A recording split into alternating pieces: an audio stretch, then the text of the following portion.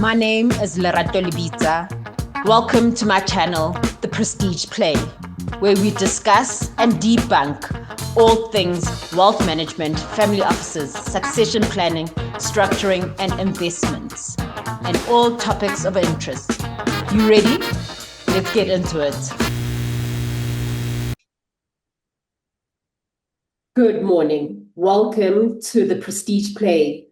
I'm your host, Ms. Lerato Lebitsa. Today's topic is dispute resolution and its pertinence amongst families and family charters. We are being joined today by Karen Botha and Naazneen. Ladies, please introduce yourselves. Good morning, Lerato listeners. I'm Karen Botha.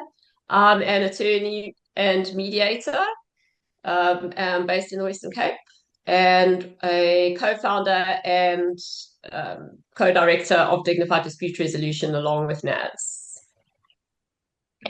Hi guys, my name is Naz.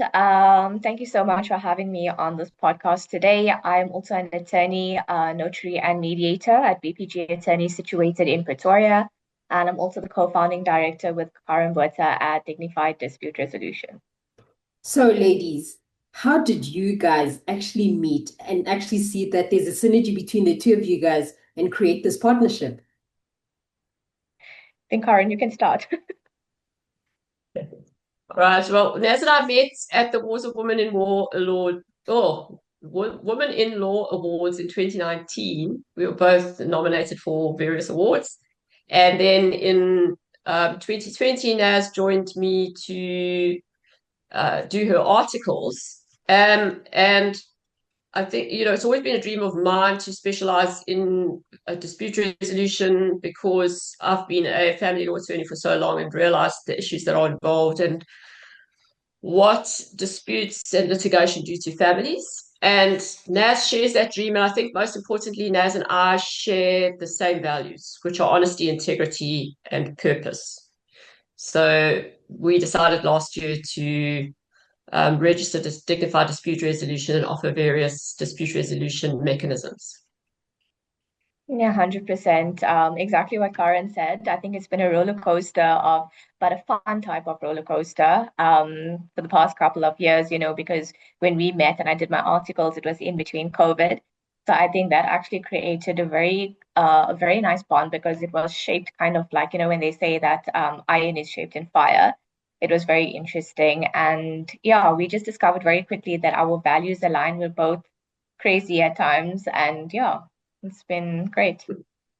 Before we get deep into dispute resolution and its importance, I just actually want to understand if anyone is interested in following your line of work, what should they be studying? Where should they be doing articles? Or what steps should they take? So it depends on which line of our work they want to do. So as an attorney, obviously you have to go and get an LLB and go the whole route of getting articles and then registering. There's a whole process involved in that. And that's about depending on how you do it, 6 to 8 year process. Mediation is different. To become a mediator, you don't necessarily need to have any degree. In fact, at the moment, there's no legislation that sets any standards or requirements. Sadly, it's in the process. And that requires you to do a 40-hour mediation training course and then various other training courses and supervision and things like that. I think the very unique thing about Naz and I is that in particular with me, but also with Naz having done articles with me, is that we've specialized in litigation, in particular family litigation. So we understand the very distinctive needs and interests of families. So it's very distinct from, disputes that arise within a business or between businesses or a neighborhood dispute or things like that. Family disputes are very unique. 100%. So exactly what Karen said about the LLB. I'm just going to rather speak to the mediation because obviously I think everybody knows that in order to become an attorney, you need to do an LLB. I have done my articles under Karen, so I did specialize in family law. I have a great understanding and I work in family law. but I also do a lot of commercial law. So I also am kind of working partly in the fiduciary space, trying to get more into the fiduciary space. So if you want to get into that space specifically, then I think it's just a lot of experience, a lot of mentoring from people who are in the industry. But like Karen said, at the moment, there's no mainstream standards for mediation. However, what I would say or what I would advise is if you don't just want to be a mediator, if you want to be a good mediator, my opinion is that the best mediators are attorneys and perhaps social workers. I'm not too clued up in that field, but for me, I've seen it specifically being great because you have an understanding of the law, you have an understanding of conflict management already. So you've already seen the other side of the coin. You can see how damaging it is, and you are able to then understand where the parties are at. So yeah, I think that's really great. So I met Karen earlier this year at the International Family Summit, and she there debunked the importance of dispute resolution. I'd like for us to divulge the importance of dispute resolution within families and why it should be included within a family charter. Karen, I'd like to pose firstly the importance of dispute resolution within families and the dynamics that surround it. Yeah, so I think that's the point, especially when when it comes to families who have a family business. So there's dynamics within a family, and then there's dynamics within a business. Now you've got a third thing where you've got the family and the business where they overlap, right? And especially with a family business, now you've got generational things coming in. So, if I'm just dealing with a dispute between a husband and a wife, it's just their disputes. But when you throw in a business, and then you throw in governance structures for a family business, and you throw in generational issues as well, because now you've got younger people coming in and all those kind of succession and planning the succession and all of that, it creates this whole melting pot of potential problems. So for us, with our legacy suite, what we found is so important is to ensure that we put things in place before the family even gets to the point where they're having what we would call a conflict, right? So they're busy planning to, for example, what's going to happen with the business when the founder moves on, when the founder is no longer going to be running the business. And there's perhaps 2 or 3 siblings who could potentially take over. It's assisting them to have those conversations in a constructive manner, because we believe that conflict can be constructive. It doesn't have to destroy. You can learn from it and grow from it, because you're getting all these you're learning more about each other, because in conflict, you learn so much about each other. I mean, Naz and I have an incredible relationship, but that doesn't mean we don't have conflict. We don't disagree with one another. But when we do disagree, we learn so much more about each other. And I think that's what's so important. It helps to actually, when people change the switch in their brain to go, actually, conflict can be positive and conflict can help us to grow as a family, as a business, etc. That then, gives them more, because people don't want to talk about conflict. They don't want to say we've got conflict in our family. Yeah. So Naz, because we are looking at this within the dynamics of family offices, within the realm of wealth management, disputes will obviously come, especially where there's money involved, especially high net worth families. What are the common issues that always arise other than just money and who will be taking over? Are we speaking specifically in family businesses? Yes. I think what's so important to realize is that every family is different. So it's very difficult to pinpoint exactly one problem, because sometimes family issues, like Karen just said just now, are so deep-rooted. And the thing with dealing with families in conflict as compared to dealing with other, commercial issues in conflict is you're dealing with people, but you're not just dealing with people and relationships. You're dealing with people and belonging. This is your tribe. So now when conflicts arise, it becomes so deep rooted because they're now personal and you're involving other family members who now are part of this for the long haul. And now they have to take sides. So when we deal with issues specifically, you're dealing specifically with, you know, between the patriarch of the family and the sons of the family, where the patriarch has a certain idea of where the business wants to go, what their values are, how they started this business, what the values in their constitution or family charter entail. And then you have the younger generation coming into CEO positions that want to implement things like AI and technology, things that the patriarch is now old, maybe 80 years old, doesn't completely understand and doesn't align with. Then you have the disputes between family members, like the brothers, where maybe the younger brother deserves to be a CEO and not the older brother, but the older brother feels like it's his right or entitlement. But the patriarch of the family is now thinking of the future of the company, so appoints maybe the younger generation, and now there's a dispute between the two because the elder son might have a good role in the business, but it's just not CEO.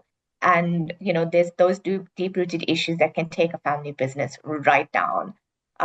Those are just the things off the top of my head that I feel like are the main issues, apart from the money issues.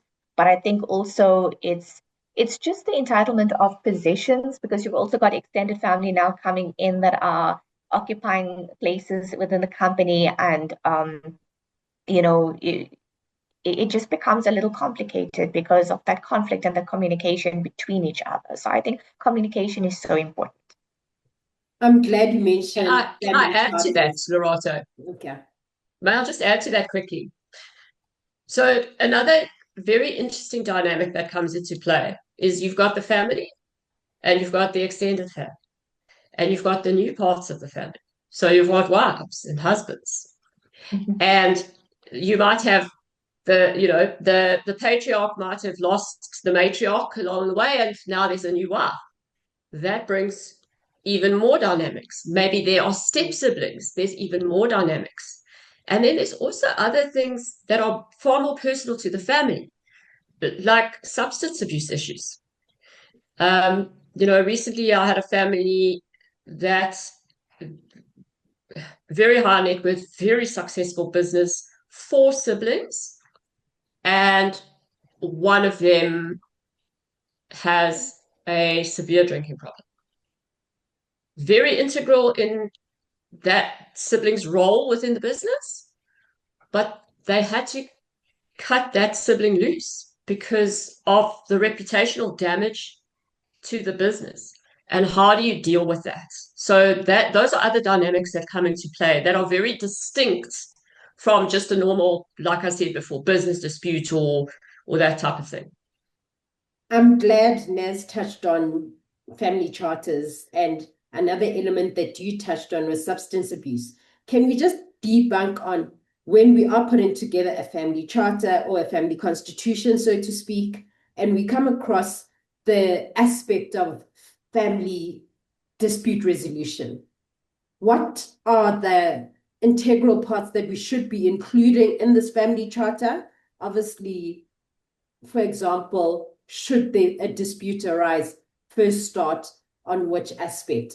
I do remember, Karen, you did touch on this earlier this year. Now, so again, like Naz said, every family is different. So it's got to be a conversation with, if the family's already got a family council, with the family council to determine, first of all, what's the trigger? What triggers it? How do we know that we now have a dispute that requires a third party to come in and assist with that dispute? When do we trigger that? What is the process before we get to that? So are we having a meeting with the family council? Are they first going to try and see if they can resolve the issue? If they can't resolve the issue, is it someone within the family council who then says, okay, we now need a facilitator to come in and assist us, and this is our appointed facilitator, or whoever it is, we call it a family dispute facilitator. And that person then comes in who's an impartial third party who knows the family, knows the dynamics of the family. That's where what we're offering is so different, right? But in your constitution or your governance documents, you need to have the steps that need to be taken And every single family is going to be different. There's not one. It's not a copy paste. It can never be a copy paste because you could have a family of 100 members. It's going to be very different to a family of 4. Mm. I agree with what Karen said. Speaking to family charters and how important it is to actually have those that steps in place and the protocols in place. And the important thing to remember, firstly, is that as we understand, and at the department that you work in as well, families don't identify that they have a problem until they have a problem. Yeah. So it's important to have those mechanisms in place so that the family knows that there's a direction that they can go. Otherwise, it just escalates and escalates, and unless it's nipped in the bud. Like, even if it's the smallest dispute, it needs to be nipped in the bud. But the thing about having a protocol in place, it doesn't just need to be in the family charter or the family constitution. It needs to be identified and highlighted in every single document.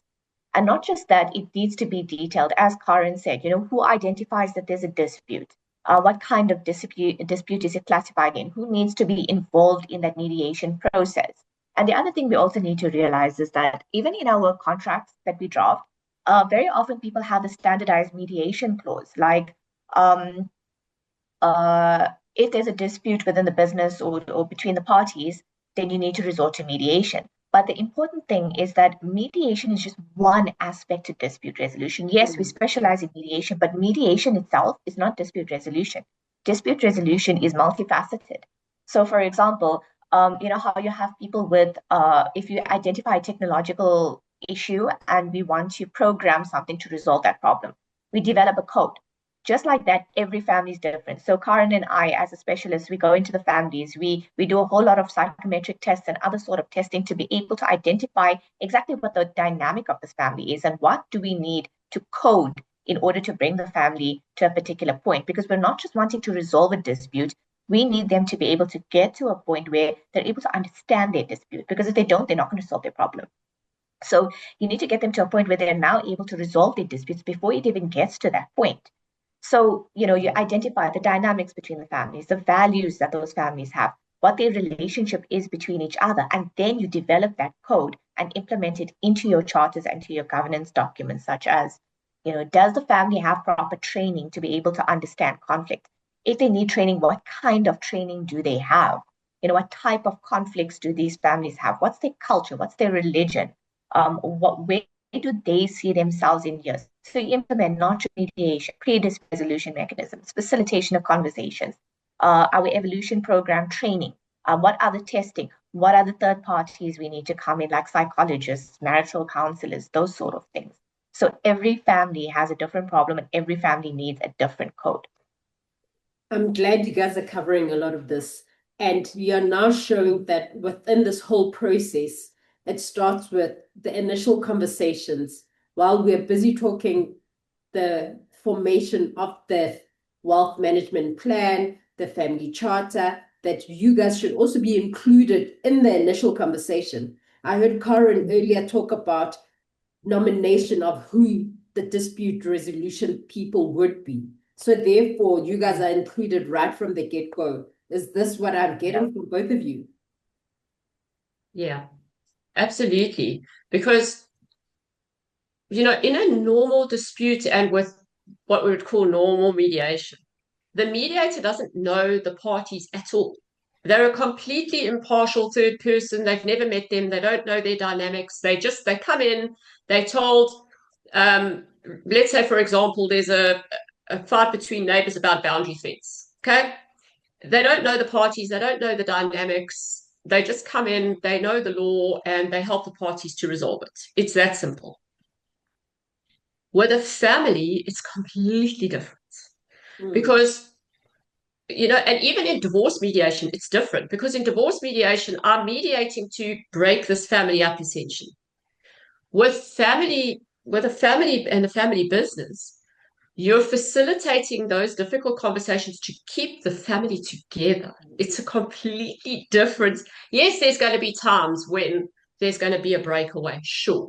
And the facilitation can help with that, that the relationships remain, but perhaps the parts of the family are moving into different directions.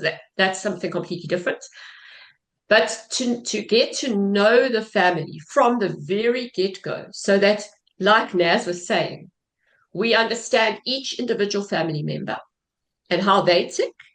And they, through these tests that we do, not only do we get to understand the family members better, they get to understand themselves better. And that's so important. And that they can see where, because you might have, like Naz was talking about earlier, say two siblings, two brothers, one younger, one older, and the older one might be the natural progression for taking over the family business, but he might not be the right progression. So through the whole process of getting to know the family, and you might actually find that there's a whole lot of other conversations that need to be had. So it does need to start right at the beginning. So the other thing that I'm picking up, and Naz, you may just want to unbank this a bit more, is the fact that through this whole process, there does come an element of things falling apart, but you still want the family to still carry on together as a family. How would that dynamic be managed? That, yes, the business element may fall apart, but we want the family to still proceed as one. So I think, when we're looking at things like this, we have to look at the values of which a family business has initially started. When family business is started, obviously starts on the values and foundations of that family. What are their values? What are their thought processes? What is their purpose in life as a family? And that is exactly what the family business is. And that's why, like I always say, although the constitution of the family is not specifically what's the word, legally binding specifically, because it's the trust and the other governance documents that are legally binding. I just feel that when you go to court or when you're mediating or solving a dispute, you need to go back to that constitution in order to be able to interpret the other documents. Because when you go back to that constitution, the families now realign again according to how they aligned initially when they're resolving that business. So even if the family business falls apart completely because maybe an economic problem, or maybe they don't work well in that specific field, or maybe the demand for it in society has diminished for a multiple number of reasons, there can always be a new family business. But as long as they go back to the alignment of the values of why they started in the first place, how they got to where they are, I think it's very easy to bring them to a common ground again in how do we stay together as a family in the end. The one thing I'm always touching upon is the importance of when we do reviews, especially on the wealth management aspect, we do them maybe 6 months or on a yearly basis. Do you as well do annual check-ins with the family and just check that all the vision, mission, and everything is still aligned and the family is still adherent to the constitution? 100%, but it's more than just that. It's more than that, because remember, you're dealing with you're dealing with money. You're dealing with wealth. Okay, it's separate from me as a person. So, but we're dealing with people. So we don't just check in once a year. We don't check in every 6 months. We check in every single month. We want to know. Let's say, for example, the family decides that they want to have training on communication and communication styles. And so we do the training with them. We're not just going to let them loose in the wild. We're going to follow up with them. We're going to have conversations with them. We're going to call another meeting and say, hey, guys, how's it going? Is this working for you? Do we need to change something? It's an ongoing process because families change. Families mutate. Families are always growing and expanding. And sometimes families are getting smaller because of, there's deaths in the families and things like that. So it's always changing. They're never the same. Whereas managing wealth, yes, you're investing in different platforms, and this is not my forte, but it's still money, essentially. It's a thing that you can, it's not a person, and it's not evolving. And people's needs change all the time, and families' needs change all the time. So we're in it to win it for the long haul. That's what it is. Would you like Yeah, to I add think anything I on that? 100% agree with Karen. When you're dealing with, we don't deal with the money aspect. It's not our job to ensure that the business actually succeeds. If it does because of the relationships, great, but that's the job of the wealth advisors, and that's, your job, Lerato. It's not our job. But when we come in with the relationships part, like, our focus is on relationships, and relationships need work every single day. So as I said earlier, sometimes it's just a simple thing as facilitating a conversation of the will, facilitating a new decision that needs to be told, that needs to be had in a boardroom. We can come in and we can, because you must understand that different families also have their own personalities and their own characteristics. Some people have great ideas, but they can't sit around a boardroom table and express what they're feeling. Me, for example, I'm better at writing an email, and being able to put it chronologically and in this, like, mind map it. But if you ask me to speak my idea, it comes across like blah blah blah blah blah. I have to regroup. It's okay. Let me just put this down in writing for you guys. And we have to understand that everybody is different, and those conversations need to sometimes they can lead to conflict because you don't understand the personality of the family member you're dealing with. So that's where we come in to try and help those relationships build, to maintain those relationships as well. Thank you so much, ladies, for joining me this morning. Any last nuggets that you guys would like to add? Yeah, let me add just this. When one of the things we talk about in law is staying in your lane. So when it comes to people who are like yourselves, Lerato, who are, wealth advisors, it's very important to have experts who can come in and assist with certain things. So you are going to probably see conflict, and you're going to, in families when it comes to certain decisions that need to be made. And so by the time, how can I put this? By the time families come to me as a lawyer, they're broken, and the chances of them rebuilding their relationships are 0 to none, right? As a mediator, there's far more chance of them being able to resolve their issue and find solutions that are workable for them. But I'm an expert in that field. I'm not going to go and give people wealth advice because they'll probably be broke in a week. So if I've got a family that needs assistance in a specific area, if they've got substance abuse issues, for example, I'm going to get them an expert in that. If they're having a legal dispute that they need expert advice on, I'm going to send them to an expert in that particular field, right? Make sure you've got the right experts behind you and the right team, because your team is everything, especially when it comes to conflict. You've got to have the right team in place. And that might not be Naz or me. It might be someone else, but make sure it's the right person. I'm glad you mentioned 100%. that And I think, because I'm glad you mentioned that sorry, because what we do is create a network of financial planners, wealth managers, because not all of us are specialists in everything. Anything else you'd like to add, Naz? Yeah, I just like to say that everything Karen said I identify with, but as well as everything that both you, Lerato, Karen, I do, all the wealth advisors, everything we do is a changing is a changing process. We're constantly learning from each other. We're constantly learning as we're going along, because new problems, society's impact, and the changing circumstances of society. It's very important to understand that there's no such thing really as failure. And if we have to call it failure, we have to say that failure is actually good, because that's how we learn. So it's important to strive, for perfection. Something in a really interesting book recently where, they say you strive for perfection knowing you'll never achieve it. But the most important thing about striving for perfection is knowing that you're constantly refining it. So yeah, I think that's what you put out into the world is, constantly learn, constantly adapt your ways to everything that you're doing. And don't take no for an answer, like take away no from your vocabulary unless you're just being used. Then yes, no is important. But yeah, just do your best. Go out, be good leaders. That's very important. And don't let your insecurities or what you feel about yourself to impact how you lead, because sometimes those are the greatest things that you do.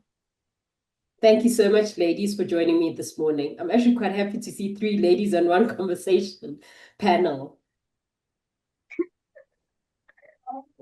Thank you for making Power the to time the to join girls. me. Yes, power to the girls.